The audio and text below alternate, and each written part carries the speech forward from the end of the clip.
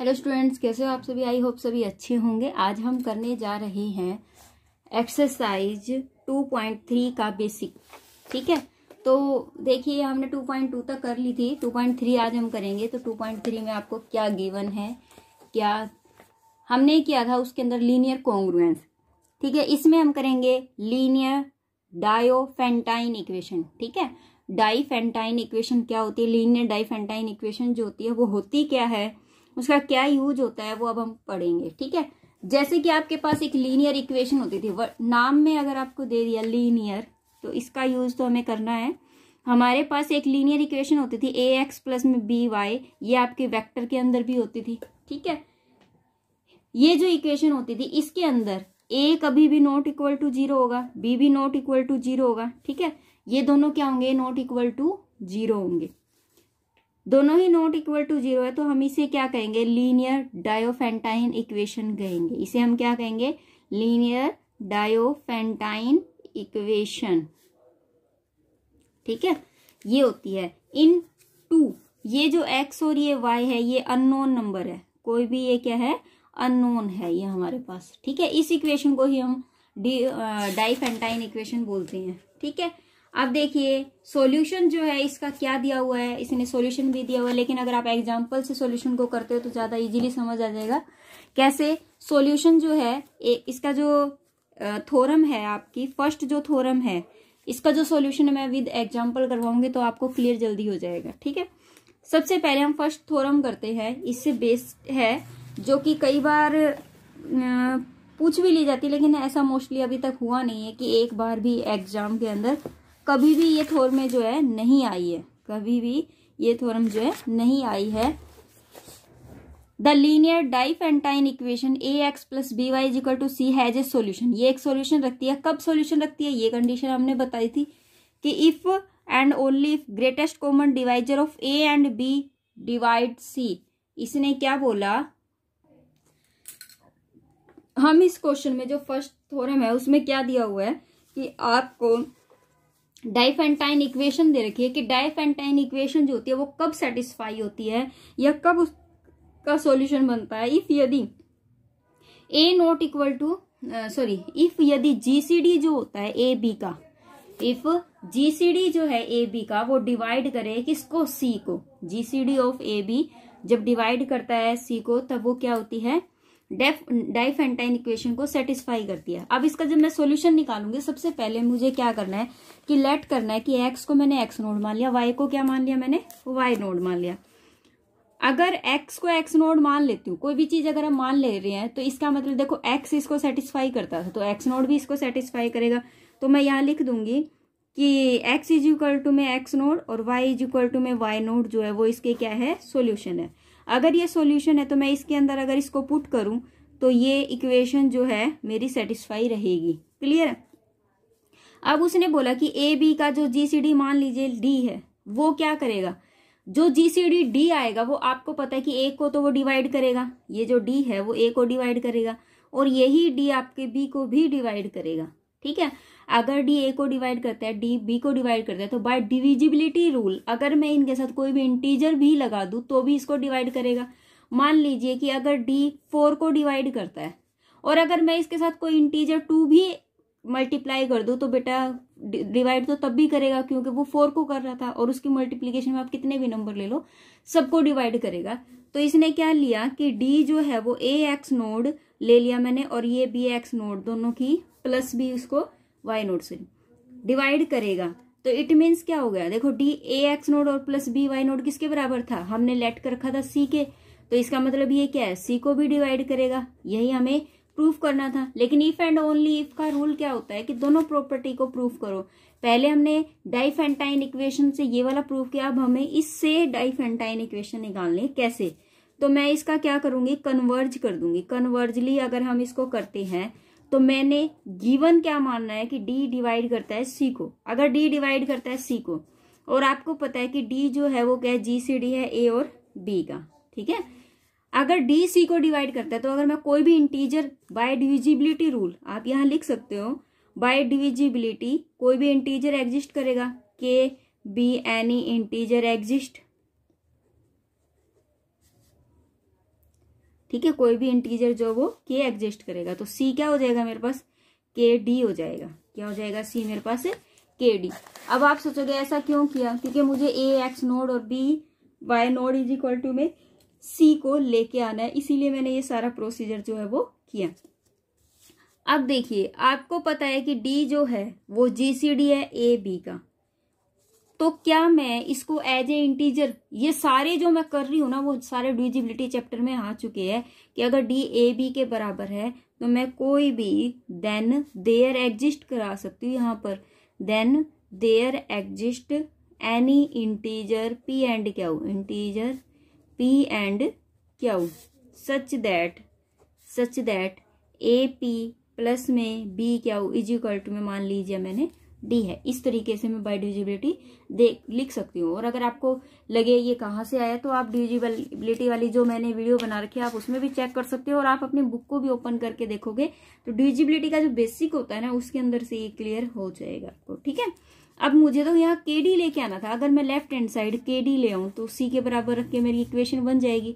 तो मैं क्या करूंगी, इस पूरे को के से मल्टीप्लाई कर दूंगी, तो मल्टीप्लाई बोथ साइड बाय के, बोथ साइड बाय के। तो अगर मैं के से मल्टीप्लाई करती हूँ तो ए पी के प्लस में बी क्यू के इज इक्वल टू में के डी हो गया।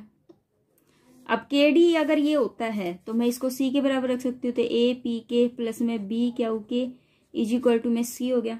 ठीक है, अगर मैं पी क्या, देखो मुझे क्या चाहिए, मुझे ये चीजें तो नहीं चाहिए थी। ठीक है, अगर मैं पी के को एक्स मान लूं और क्यू के को वाई मान लूं तो देखो ए एक्स प्लस में B Y is equal to में सी हो जाएगा।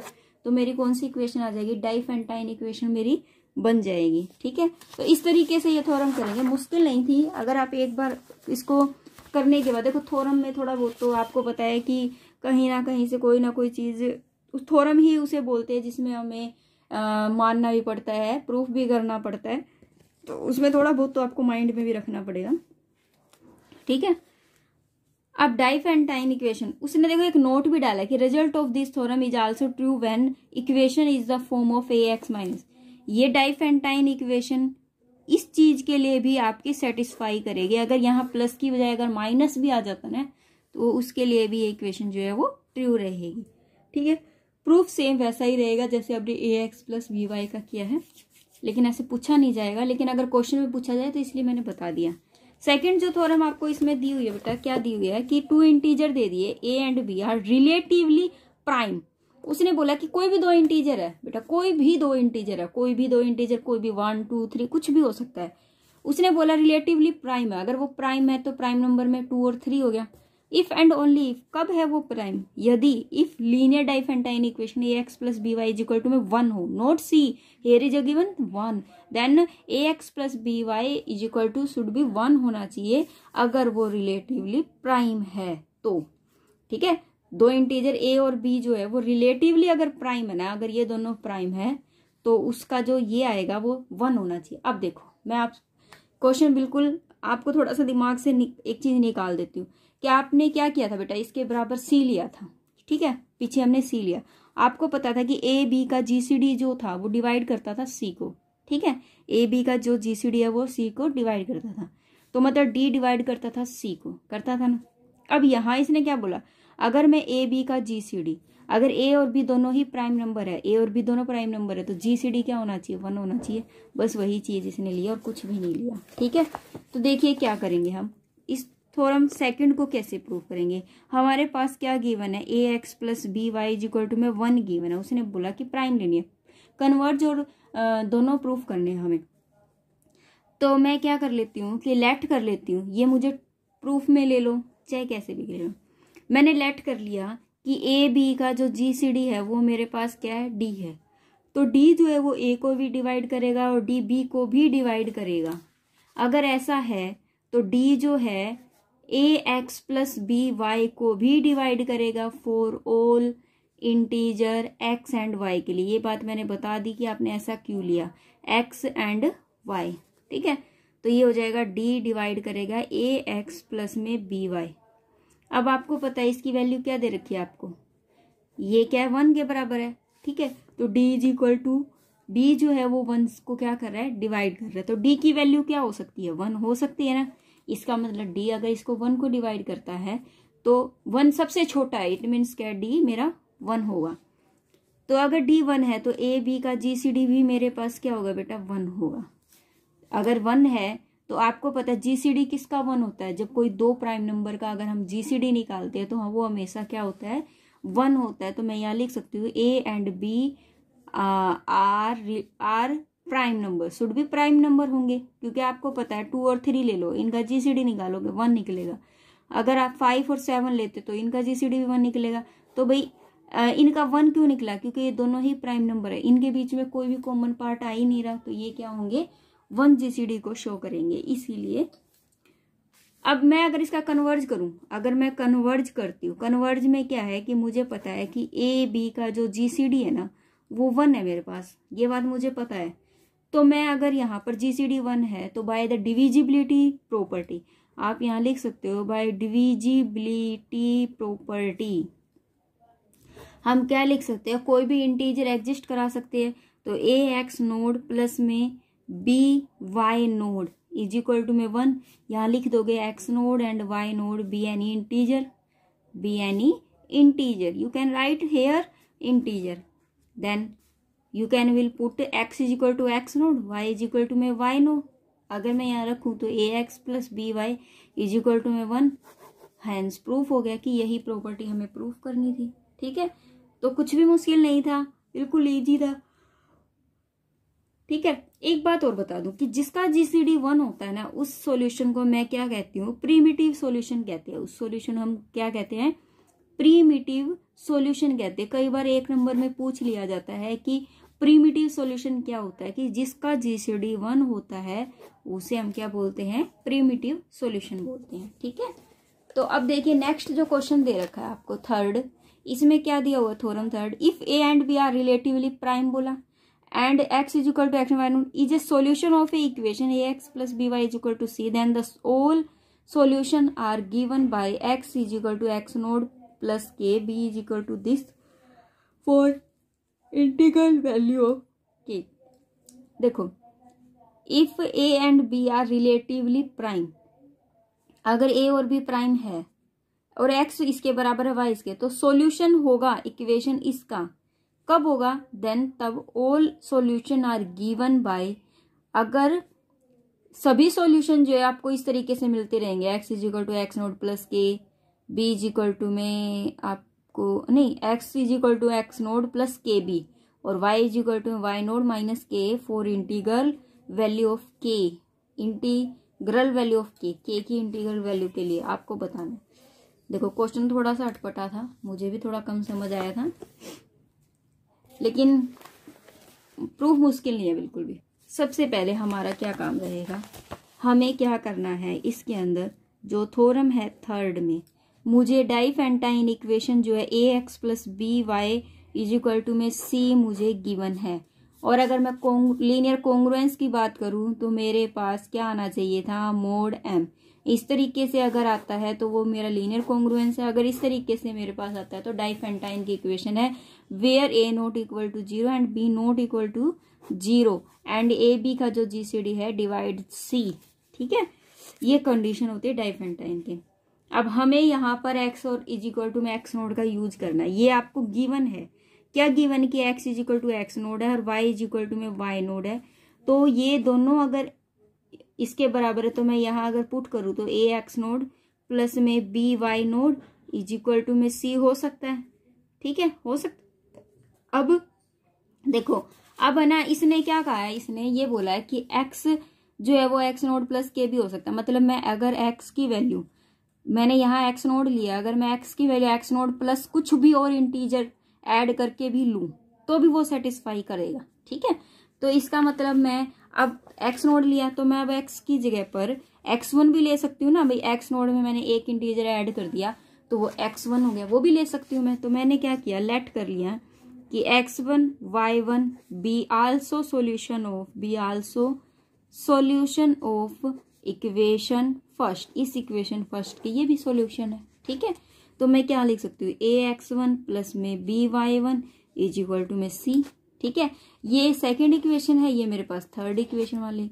अगर मैं इसमें से इसको घटा दूं, अब देखो हमने इसको इसमें से घटाना क्यों है, घटाना और ऐड करना क्यों है वो भी मैं बता दूंगी। अभी रुकिए, पहले एक बार थोड़ा सा करवा देती हूँ फिर बताती हूँ। मैंने क्या करना है कि इस इक्वेशन में से इसको मैंने सब्ट्रैक्ट कर दिया, तो हम लिखेंगे सब्ट्रैक्ट सेकंड फ्रॉम थर्ड। अगर हम ऐसा करते हैं तो इसमें से अगर मैं इसको घटाती हूँ तो बेटा ए कॉमन ले लिया तो x1 माइनस x0। इसी तरीके से मैं b कॉमन ले लेती हूँ तो क्या हो जाएगा, y1 माइनस में y node is equal to, अगर c में से c गया तो ये तो मेरे पास 0 आ गया। ठीक है, तो मेरे पास इक्वेशन क्या है, 2x1 ax1 minus X naught plus by1 minus Y node is equal to J. इसको मैं उधर ले जाऊं तो ax1 माइनस में x naught is equal to minus का by1 माइनस में वाई नोड। ठीक है, हो गया क्लियर। अब अगर मैं इस b को यहाँ लेके आऊं, मान लीजिए अगर b को यहाँ लेके आऊं तो b जो है वो इसको डिवाइड कर रहा है, b इसको डिवाइड कर रहा है, तो मैं ऐसे लिख सकती हूँ b डिवाइड करेगा ax1 माइनस में एक्स नोड। आपको पता है कि ए बी का जीसीडी क्या है, 1 है। ए और बी का जीसीडी क्या है, 1 है। आपको ये बात पता है। अगर ए बी का जीसीडी 1 है, इसका मतलब क्या है कि ए और बी के बीच में कोई भी कॉमन पार्ट नहीं है, तो ये एक दूसरे को डिवाइड कैसे कर जाएंगे। जबकि यहाँ पर क्या है कि इसने बोला कि बी डिवाइड करेगा, इट मीन्स क्या है कि बी ए को तो डिवाइड करेगा ही नहीं। देखो कैसे, मैं ये बात कैसे बता रही हूँ कि मैं मान लीजिए यहाँ पर बी की जगह पर 3 है और यहाँ पर 4 है ए की जगह, ए 4 है, बी जो है वो 3 है, और यहाँ पर है 9 जो कि x1 माइनस एक्स नोड की वैल्यू है। अब आपको पता है कि ए बी का जो जीसीडी है ना, 3 4 का जीसीडी 1 है, तो क्या 3 4 को डिवाइड कर रहा है, 3 4 को डिवाइड कभी भी नहीं करेगा ना, 4 3 को डिवाइड, तो 3 4 को डिवाइड नहीं करेगा, ये बात ट्रू है। लेकिन ये इसके साथ अटैच होने के कारण, क्योंकि ये इसको डिवाइड कर रहा है, 9 को डिवाइड कर रहा है, इसीलिए ये डिवाइड हो रहा है, अदरवाइज तो अकेला तो डिवाइड होगा नहीं। तो मैं इसको अलग से लिख सकती हूँ ना कि भाई ये जो b है ना वो किसको डिवाइड करेगा, आपके x1 माइनस एक्स नोड को डिवाइड करेगा। ठीक है, बात क्लियर हुई। अगर मैं अकेला a के लिए लिखूंगी तो वो सेटिस्फाई नहीं कर रहा, तो उसको हम लिखेंगे ही नहीं। हम क्या लिखेंगे कि b x1 minus X node को क्या करता है, डिवाइड करते हैं। अगर ये इसको डिवाइड करता है तो then thereby divisibility then there exist any integer k, any integer हम क्या लेंगे, कोई k इंटीजर एग्जिस्ट कराएंगे, जिससे क्या हो जाएगा b इज इक्वल टू में x1 माइनस में एक्स नोड, ये जो k है ये यहाँ लग जाएगा। ठीक है, k जो है वो ये यहाँ लग जाएगा। अब x1 को तो यहीं रहने देते, तो के बी प्लस में x naught is equal to में x1 हो गया। ठीक है, ये हो गया मेरे पास x1 इज इक्वल टू में एक्स नोड प्लस में के बी। अब देखो क्या करेंगे, अब हमारे पास इक्वेशन आ गई। अब मैं पीछे अगर जाऊं, मेरे पास x1 की वैल्यू आ चुकी है। x1 की वैल्यू मेरे पास क्या थी, ये थी ना x1। अगर मैं यहाँ x1 की जगह पर ये वाली वैल्यू पुट कर दूं तो देखते हैं क्या मिलता है। x1 की जगह पर मैंने पुट कर दिया के बी प्लस में एक्स नोड और साथ में माइनस का x naught is equal to minus का b और y1 माइनस में y नोड है। ठीक है, तो x नोड से तो x नोड कैंसिल हो गया, क्या बच गया, a के b इज इक्वल टू में माइनस का b y1 माइनस में y नोड हो गया। ठीक है, हो गया, y1 माइनस में y नोड हो गया। ठीक है, अब उसके बाद हम क्या करें, कुछ कट रहा है तो काट दो, b से b कैंसिल हो रहा है, तो क्या बच गया, a k is equal to minus में y1 माइनस में y नोड हो गया। ठीक है, अब देखो एक, अगर मैं a को नीचे ले जाऊं, a को नीचे ले जाऊं तो a इसको क्या करता है, डिवाइड करता है ना।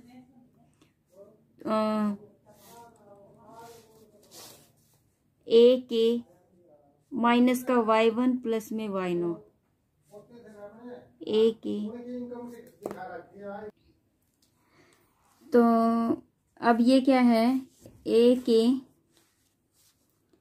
उसके बाद हमें क्या दिया हुआ है, a के। अब y1 अगर मैं निकालूं तो y1 को इधर लेके जाना पड़ेगा, तो y1 पॉजिटिव हो जाएगा। y1 इज इक्वल टू में y नोड माइनस का ए के, मतलब y1 देखो x1 की वैल्यू मैंने यहां से निकाल ली, अगर मैं y1 की वैल्यू यहां से निकाल कर उसमें पुट कर देती तो x1 की वैल्यू और y1 की वैल्यू दोनों अगर मैं यहां रखती हूं तो मेरा वही आंसर आ जाएगा जो मुझे प्रूफ करना था। कैसे, देखिए अगर मैं ये पुट कर दूं कि put x1 is equal to में x नोड प्लस में b के और y1 इज इक्वल टू में y नोड माइनस में a k in equation first जो इक्वेशन हमने ली थी कौन से वाली, ax1 प्लस में by1 is equal to c वाली, तो ax1 की जगह पर क्या आ गया, x नोड प्लस में b k plus b is equal to में y नोड माइनस में a k is equal to में c, तो ये हो गया ax नोड प्लस में a b k plus b y naught minus में b a k is equal to में c। ठीक है, तो ये जो है इक्वेशन ये बन चुकी है ना, ये हमारी आ चुकी है ना कि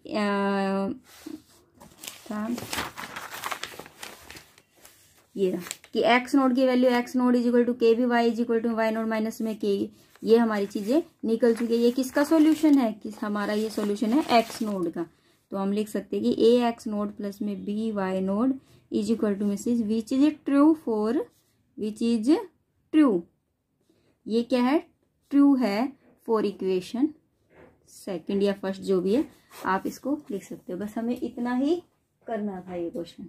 ठीक है, बस आज हम इतना ही करेंगे। नेक्स्ट वीडियो में जो है हम इसके एग्जाम्पल करेंगे, जितने भी एग्जाम्पल है 2.3 के सभी एग्जाम्पल को सोल्व करेंगे। तब तक के लिए bye bye, take care, thank you, have a nice day.